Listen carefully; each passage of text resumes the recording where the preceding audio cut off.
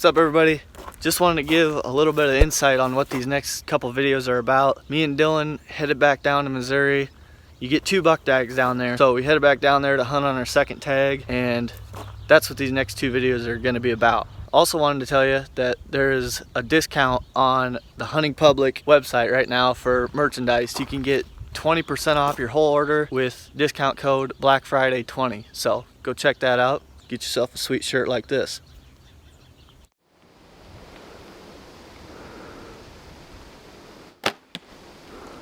Well, Ted and I just got down to Missouri. We just parked and are going into the same spot where I shot my buck. Plan is to split up, and I'm gonna watch the cove that my buck came down into. Ted's gonna go up to the left and watch that next cove. It goes way back up there even farther. We remember from when we were here in September that there was a lot of bucks still up in there besides the one that I shot. There were some locust trees by where we sat when we shot at mine that I'm hoping had locust pods on them. I can't remember it right now, but if they do, that might be a really good late season food source that they might be keying in on. Should be a good night. It's still snowing a little bit. It just snowed last night. There's a lot of fresh snow. There's some wind cover, so we should be able to get in on some bucks. Should get pretty wild if we do see something. So we're gonna get the rest of our crap and we're gonna get in there.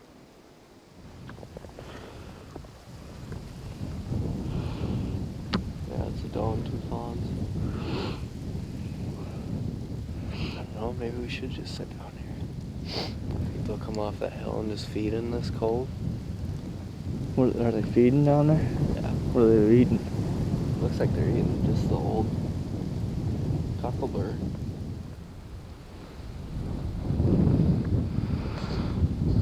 What do you think? Sit here or go in there somewhere? I think we at least get up to there if we're gonna sit here, don't you think? We can see up that a little farther. Yeah. Still see down in that one. Yeah.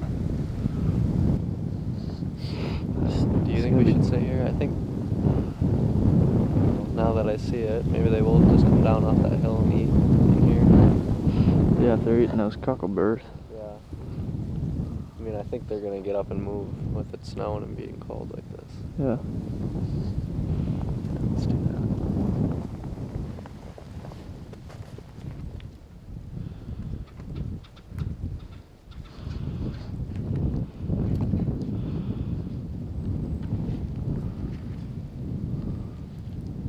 We just spotted a buck.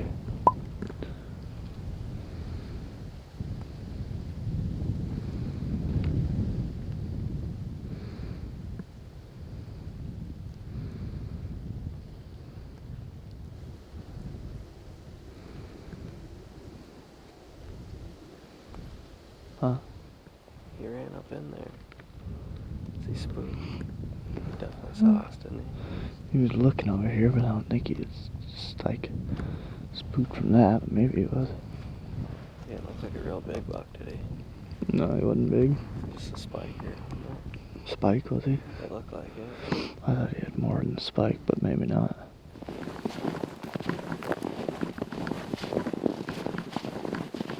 Ted and I were making our way down to where we saw those other deer.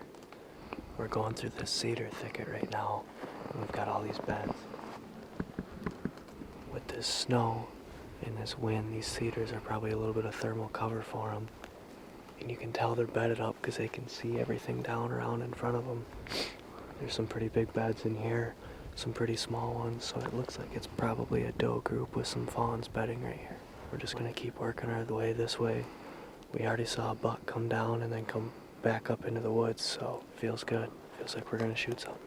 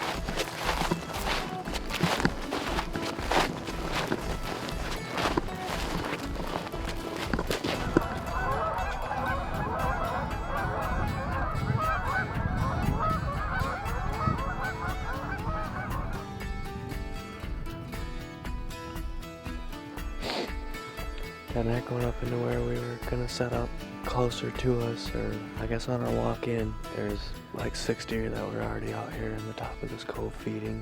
I think one was a little button buck, because he was kind of like chasing the does and stuff around, but there was no rack on it, so. And the doe's just still staring at us, but the rest of them all ran off. Go up and spook her before she starts blowing.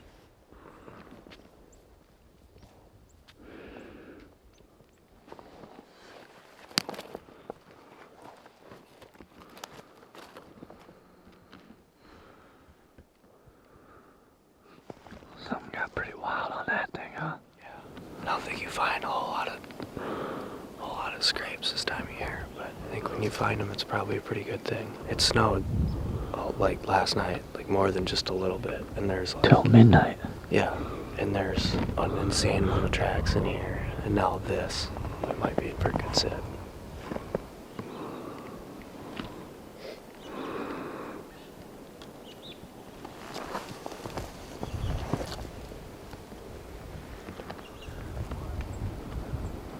Ted and I just got into the top of this cove. We've got a cedar thicket, another cedar thicket, and then a cedar thicket that way. We're hoping is that these deer are bedded in that cedar thicket. They're all gonna come down and converge right down in front of us when they come down to feed at night. There's a lot of food in these coves, especially at the top of these coves.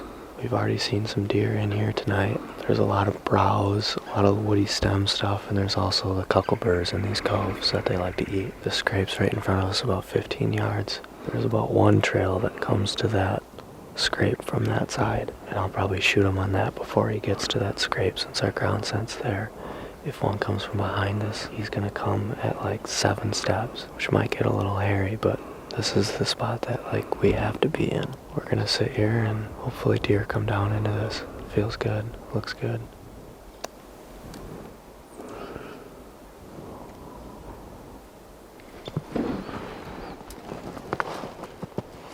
Two of them.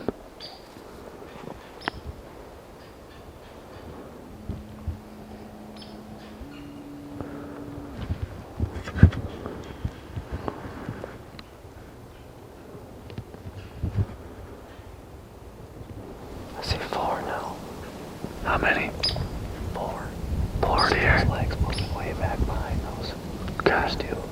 There's another one to the right of them, like by that bigger tree.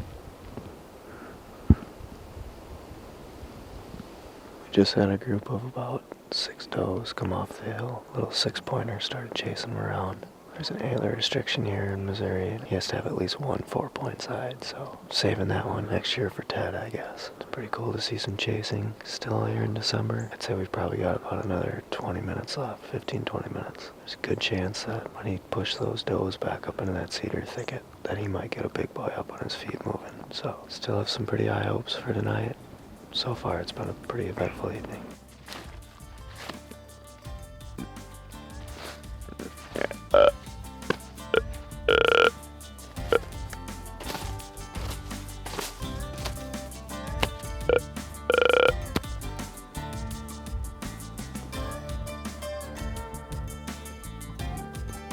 Well, it's the end of legal shooting light.